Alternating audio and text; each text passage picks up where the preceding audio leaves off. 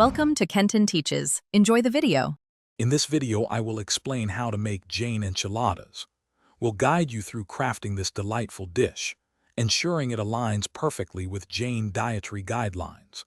You'll discover how to select appropriate ingredients and prepare a flavorful filling without using root vegetables, onions, or garlic. We'll cover everything from assembling your enchiladas to baking them to golden perfection, making this a truly satisfying and wholesome meal for everyone to enjoy. To begin filling out Form 1065, you'll need to gather several key pieces of information. Start by collecting your partnership's legal name, current address, and its unique employer identification number, or EIN. You'll also need to identify your principal business activity and its corresponding 6-digit business code.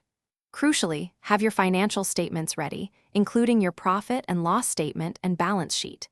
Finally, confirm your accounting method, whether cash or accrual, and the exact date your partnership officially began operations. Once you have your foundational information, you'll move on to reporting your partnership's financial activity. On the first page of Form 1065, you'll detail your gross receipts, sales, and any other income sources.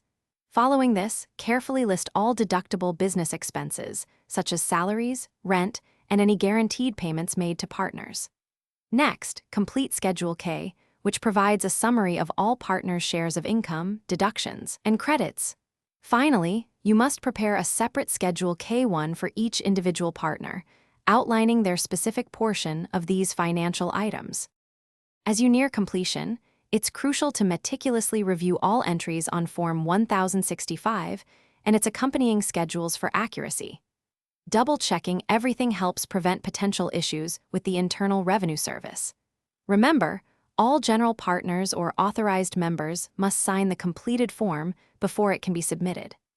The standard filing deadline is the 15th day of the third month after your tax year concludes, which is often March 15th for calendar year partnerships.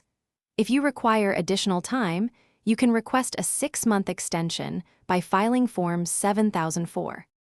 Thanks for watching. Please subscribe if this video was helpful.